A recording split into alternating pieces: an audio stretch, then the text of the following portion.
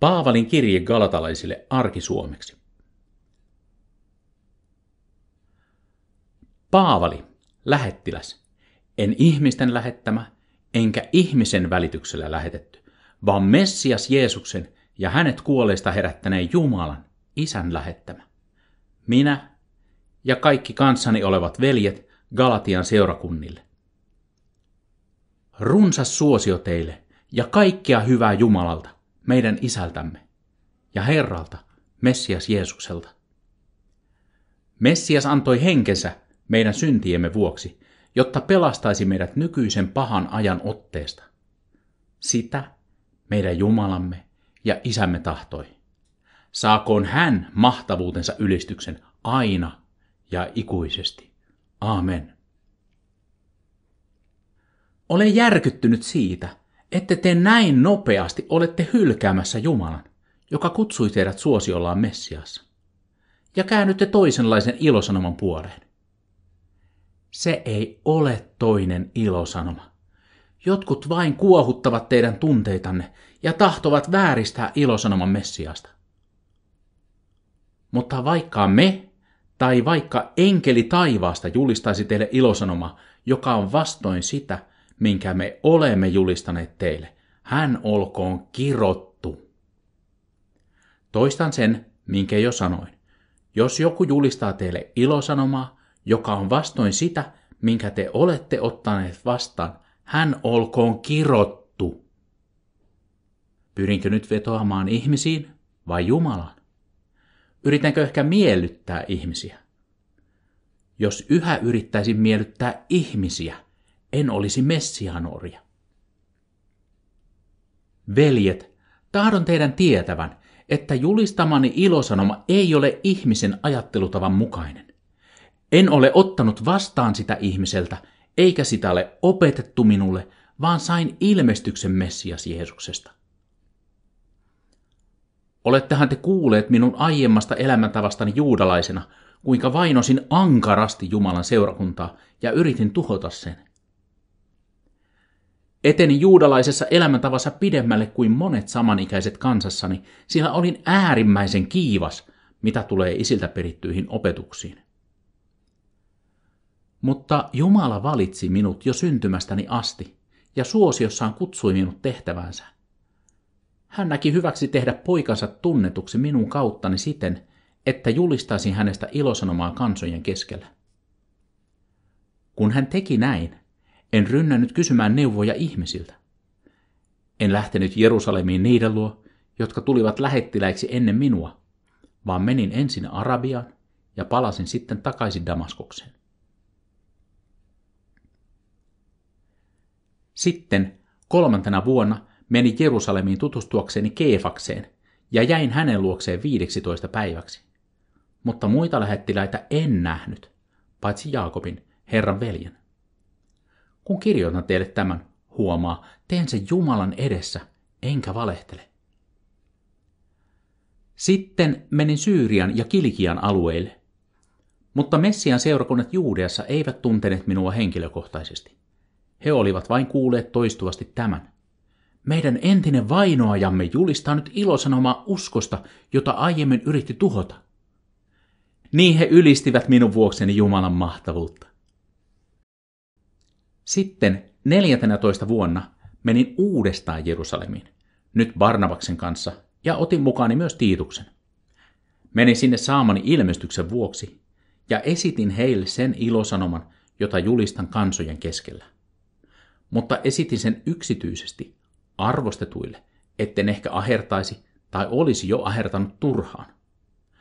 Mutta ei edes Tiitusta, joka oli kanssani ja on kreikkalainen, painostettu ympärileikkauttamaan itseään. Joukkoomme oli kuitenkin tullut salaa valeveljiä. He hiipivät vakoilemaan vapauttamme, joka meillä on Messias Jeesuksessa, tehdäkseen meistä orjia. Heidän vuokseen, heille, me emme hetkeksikään taipuneet alamaisiksi, jotta ilosanoman totuus säilyisi teille. Mutta noilta arvostetuilta, miten arvostettuja ikinä olivatkin, se ei merkitse minulle mitään, sillä Jumala ei suosi ketään. Nuo arvostetut eivät lisänneet minulle mitään velvoitetta. Päinvastoin he näkivät, että minulle oli uskottu ilosanoma ympärileikkaamattomille, samoin kuin Pietarille ilosanoma ympärileikatuille. Sillä hän, joka vaikutti Pietarissa, tehdä hänestä lähettilään ympärileikatuille, vaikutti minussakin tehdä minusta lähettilään muille kansoille. Kun näin Jaakob, Keefas ja Johannes, joita pidettiin pylväinä, oppivat tuntemaan minulle annetun lahjan, he kättelivät minua ja Barnabasta yhteistyön merkiksi. He menisivät ympärileikattujen luo ja me muiden kansojen luo. Meidän tuli ainoastaan muistaa heidän köyhiään, ja juuri sitä halusinkin tehdä. Mutta kun Keefas tuli Antiokiaan, minä vastustin häntä kasvotusten julkisesti, sillä hän oli ansainnut tuomion. Sillä ennen kuin Jaakobin luota tuli joitakin miehiä, hän oli syönyt yhdessä kreikkalaisten kanssa. Mutta miesten tultua hän vetäytyi ja pysytteli erillään kreikkalaisista peläten ympärileikattuja. Hänen kanssaan tekopyhyyteen liittyvät muutkin juudalaiset, niin että Barnabaskin tempautui siihen mukaan. Kun minä näin, etteivät he kulkeneet suoraan ilosanoman totuuden tietä, sanoin Keefakselle kaikkien kuulen. Jos sinä, joka olet juudalainen, noudatat muiden kansojen tapoja, etkä juudalaisten, miksi sinä painostat näitä muita elämään juudalaisen tavoin? Me olemme syntyperäisiä juudalaisia, emme muiden kansojen syntyisiä, mutta me tiedämme, ettei ihmisen katsota olevan kunnollinen laintekojen pohjalta, vaan ainoastaan Messias Jeesuksen uskollisuuden kautta. Siksi mekin olemme uskoneet Messias Jeesukseen, jotta meidän katsottaisiin olevan kunnollisia Messian uskollisuuden pohjalta, eikä laintekojen pohjalta. Sillä kenenkään ei katsota olevan kunnollinen laintekojen pohjalta. Me siis pyrimme siihen, että meidän katsotaan olevan kunnollisia Messian yhteydessä. Mutta jos meidätkin on havaittu syntisiksi, onko Messias sitten synnin puolustaja? Ei tietenkään, sillä jos rakennan uudestaan sen, minkä jo hajotin maahan, silloin osoitan olevani lainrikkoja. Sillä lain kautta minä lain kannalta kuolin, jotta eläisin Jumalaa varten. Minut on Messian kanssa ristiinnaulittu. Enää en elä minä, vaan Messias elää minussa. Sen, mitä nyt elän täällä liharuumissa, elän uskollisena Jumalan pojalle, joka rakasti minua ja luovutti itsensä kuolemaan minun puolestani. Minä en hylkää Jumalan lahjaa, sillä jos kunnollisuus katsotaan lain kautta, niin Messias on kuollut turhaan. Te järjettömät galatalaiset, kuka teidät on lumonnut? Asetettiinhan teidän silmienne eteen julkisesti Messias Jeesus ristiin naulittuna. Tahdon kuulla teiltä vain tämän. Saitteko te hengen laintekojen pohjalta vai uskomanne sanoman pohjalta? Näinkö järjettömiä te olette? Te aloititte matkan hengen läsnäolossa. Ruumiissako viette sen nyt päätökseen? Niin paljonko te olette kokeneet turhaan, jos se todella on ollut turhaa? Antaako Jumala toistuvasti teille hengen läsnäolon ja tekeekö hän ihmeitä teidän keskellänne laintekojen pohjalta vai uskomanne sanoman pohjalta? Samoin Abraham uskoi Jumalaa ja se laskettiin hänen hyväkseen kunnollisuutena. Te siis tiedätte, että Abrahamin lapsia ovat juuri ne, joiden perustana on usko. Kirjoitus näki etukäteen, että Jumala katsoo muihinkin kansoihin kuuluvien olevan kunnollisia uskonsa vuoksi. Niinpä se julisti etukäteen Abrahamille ilosanoman, sinussa kaikki kansat tulevat siunatuiksi. Näin ne, joiden perustana on usko, siunataan yhdessä uskovan Abrahamin kanssa. Sillä kaikki ne, joiden perustana ovat lain teot, ovat kirouksen alaisia, sillä on kirjoitettu, kirottu olkoon jokainen, joka ei pysy kaikissa asioissa, mitä lainkirjaan on kirjoitettu, toimien neiden mukaan. Mutta on selvää, että Jumalan silmissä kukaan ei osoittaudu kunnolliseksi lain puitteissa, sillä kunnollinen saa elää uskon vuoksi, kun taas laki ei perustu uskoon, vaan se, joka ne tekee, saa niistä elää. Messias osti meidät vapaaksi lain kirouksesta, kun hän kantoi kirouksen meidän puolestamme, sille on kirjoitettu. Kirottu on jokainen, joka on ripustettu puuhun. Näin siksi, että Abrahamin siunaus tulisi Messias Jeesuksessa muidenkin kansojen osaksi. Näin siksi, että me saisimme luvatun hengen uskon kautta. Veljet, puhun nyt ihmisen näkökulmasta. Edes ihmisen vahvistettua testamenttia ei kukaan voi mitätöidä, eikä lisätä siihen mitään. Nuo lupaukset annettiin Abrahamille ja hänen jälkeläiselleen. Kirjoitus ei sano ja jälkeläisille niin kuin monesta, vaan niin kuin yhdestä, ja sinun jälkeläisellesi, ja hän on Messias.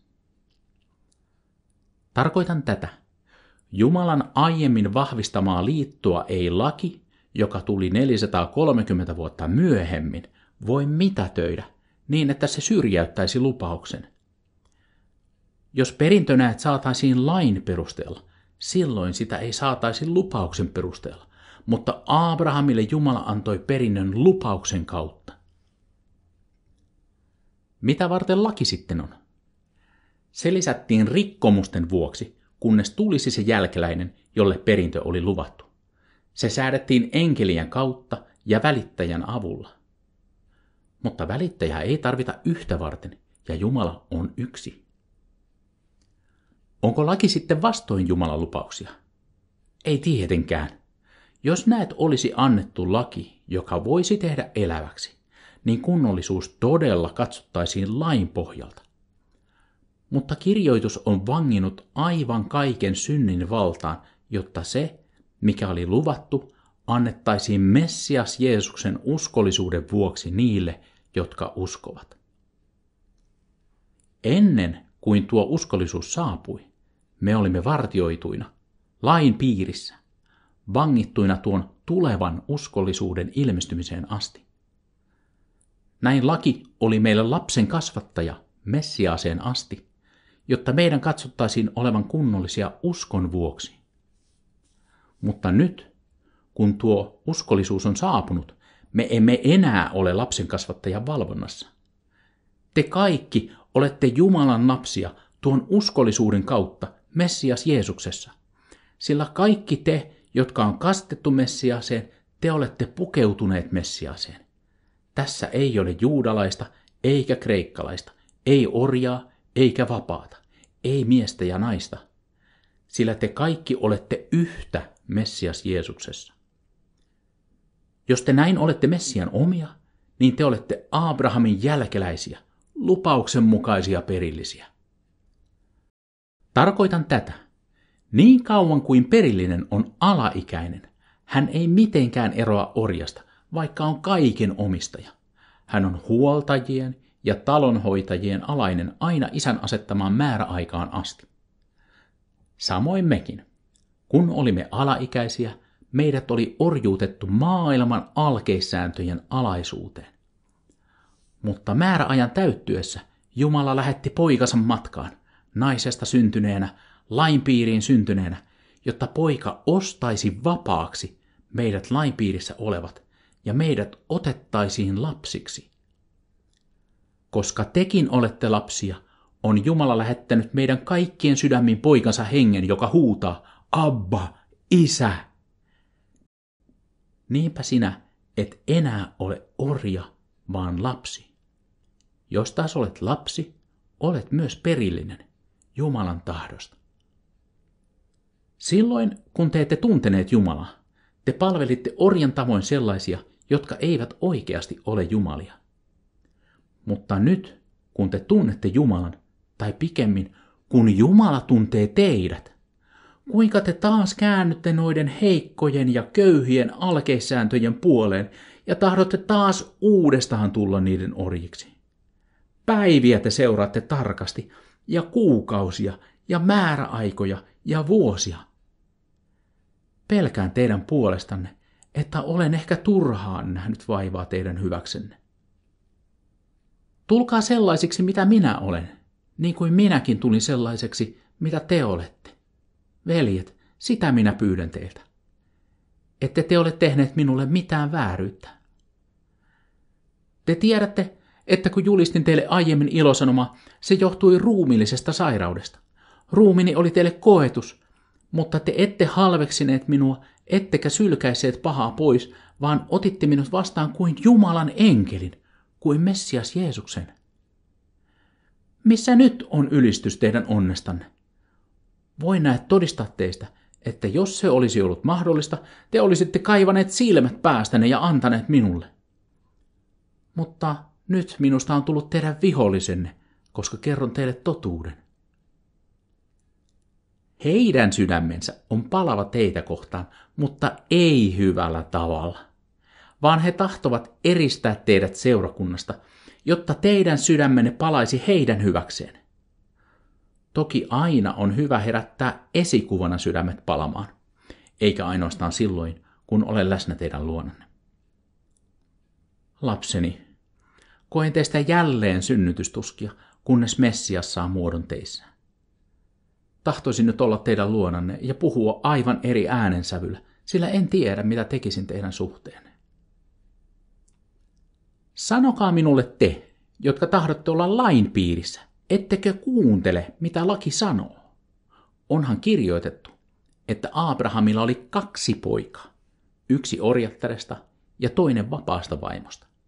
Orjattaren poika oli syntynyt luonnolliseen tapaan, mutta vapaan vaimon poika lupauksen vuoksi. Nämä asiat voidaan selittää vertauskuvallisesti. Nuo naiset ovat 2 liittoa. Toinen on Siinain vuorelta ja synnyttää orjuuteen. Hän on Haagar. Haagar on Siinain vuori Arabiassa ja vastaa nykyistä Jerusalemia, sillä hän elää orjuudessa lapsineen. Mutta se Jerusalem, joka on ylhäällä, on vapaa vaimo, ja hän on meidän äitimme.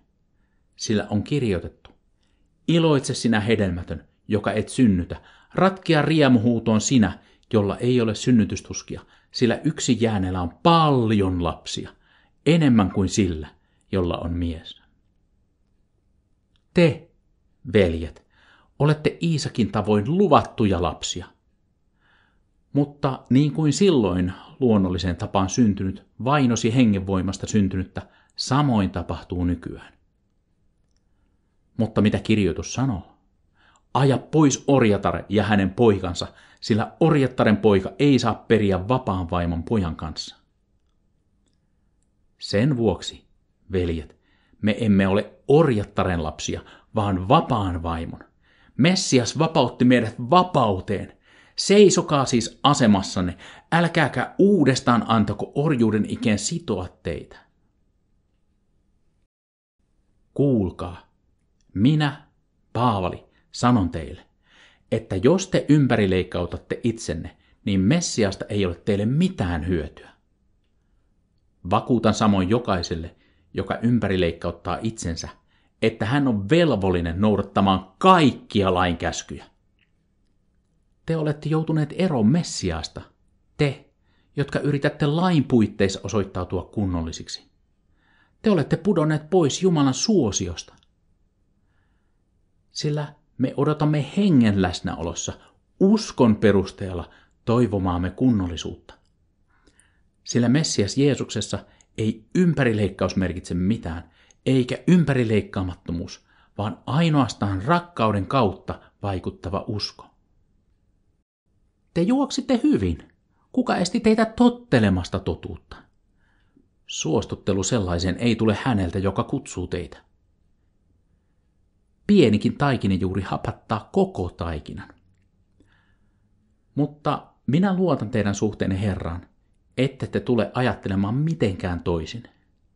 Se taas, joka kuohuttaa teidän tunteitanne, saa kantaa tuomionsa, kuka ikinä onkin. Veljet, jos minä vieläkin julistan ympärileikkausta, miksi minua sitten vainotaan? Silloinhan ristin ansa on poistettu. Kumpa teidän villitsijänne leikkauttaisivat irti jotain muutakin? Teidät on siis kutsuttu vapauteen, veljet. Älkää vain käyttäkö vapautta tilaisuutena liharuumiinne himoille, vaan rakastaen palvelkaa orjan tavoin toisianne. Sillä laki toteutuu kokonaan tässä yhdessä lauseessa. Rakasta lähimmäistäsi niin kuin itseäsi. Mutta jos te nyt pedon tavoin purette ja syötte toisianne, varokaa, ette te tuhoa toisianne. Niinpä sanon. Kulkekaa hengen ohjaamina, niin te ette toteuta liharuumiinne himoja. Sillä liharuumis taistelee henkeä vastaan ja henki liharuumista vastaan. Nuo näet vastustavat toisiaan, jotta te ette tekisi sitä, mitä ikinä tahdottekin. Mutta jos te kuljette hengen ohjaamina, te ette ole lain piirissä. Liharuumiin teot ovat ilmeisiä. Niitä ovat seksuaalisynnit, moraalittomuus, hillittömyys, epäjumalan palvonta, noituus, vihollisuudet, riidanhalu, kadehtiminen, raivoamiset, valtataistelut, riitapuolueet, lahkoutumiset, kateelliset teot, ryyppäjäiset, remujuhlat ja näiden kaltaiset. Varoitan teitä, niin kuin olen jo varoittanut, että tällaisia harrastavat eivät peri Jumalan valtakuntaa. Hengen hedelmää taas ovat rakkaus, ilo, rauha, kärsivällisyys, ystävällisyys, hyvyys, uskollisuus, lempeys ja itsehillintä. Tällaisia vastaan ei ole lakia. Mutta Messias Jeesuksen omat ovat ristiinnaulilleet liharuumiinsa sekä himonsa ja halunsa. Jos me elämme hengen läsnäolossa, meidän tulee myös seurata henkeä. Älkäämme alkako ylpeilemään tyhjästä, ärsyttäen toisiamme ja kadehtien toisiamme. Veljet, jos joku silti tavataan jostakin rikkomuksesta, palauttakaa te hengen ohjaamat hänet lempeyden hengessä. Mutta varokaa samalla, ette te itsekin tule koetelluksi. Kantakaa toistenne taakkoja, niin te noudatatte Messiaan lakia. Jos joku näet ajattelee olevansa jotakin, vaikka ei ole mitään, hän pettää itseään. Tutkikoon kukin omien tekojensa kelvollisuuden. Silloin hänen ylpeytensä aihe on vain siinä, mitä itse tekee, eikä siinä, mitä toinen tekee. Sillä kunkin tulee kantaa oma kuormansa. Jakakoon se, jolle ilosanomaa opetetaan, kaikkea hyvää myös opettajalleen. Älkää menkö harhaan. Jumala ei salli itseään pilkattavan, sillä mitä ihminen kylvää, sitä hän myös satona korjaa. Niin se, joka kylvää liharuumiisensa, korjaa liharuumista satona tuhoutumisen. Mutta se, joka kylvää henkeen, korjaa hengestä satona ikuisen elämän. Kun siis teemme hyvää, älkäämme lannistuko, sillä saamme ajan tullen korjata sadon, jos emme luovuta. Näin ollen, aina kun on sopiva tilaisuus, tehkäämme hyvää kaikille, mutta varsinkin niille, jotka ovat omaa perhettämme uskon kautta. Katsokaa, kuinka suurin kirjaimin minä omakätisesti kirjoitan teille. Kaikki ne, jotka tahtovat esiintyä edukseen ihmisten edessä, painostavat teitä ympärileikkauttamaan itsenne vain siksi, ettei heitä Messiaan ristin vuoksi vainottaisi. Eiväthän ne, jotka ympärileikkauttavat itsensä, itsekään noudata lakia. He vain tahtovat teidän ympärileikkauttavan itsenne, jotta voisivat puhua ylpeästi siitä, mitä teille on tehty. Mutta minä en ikinä puhu ylpeästi mistään muusta kuin meidän Herramme, Messias Jeesuksen rististä, jonka kautta maailma on ristiinnaulittu minulle ja minä maailmalle. Sillä ympärileikkaus ei ole olennaista, eikä ympärileikkaamattomuus, vaan uusi luomus on. Kaikkia hyvää ja myötätuntoa kaikille, jotka seuraavat tätä sääntöä, Jumalan Israelille. Lopuksi, älköön kukaan tuottako minulle vaikeuksia, sillä minä kannan jo Jeesuksen merkintöjä ruumiissani. Meidän Herramme, Messias Jeesuksen suosio, olkoon teidän henkenne kanssa, veljeni. Aamen.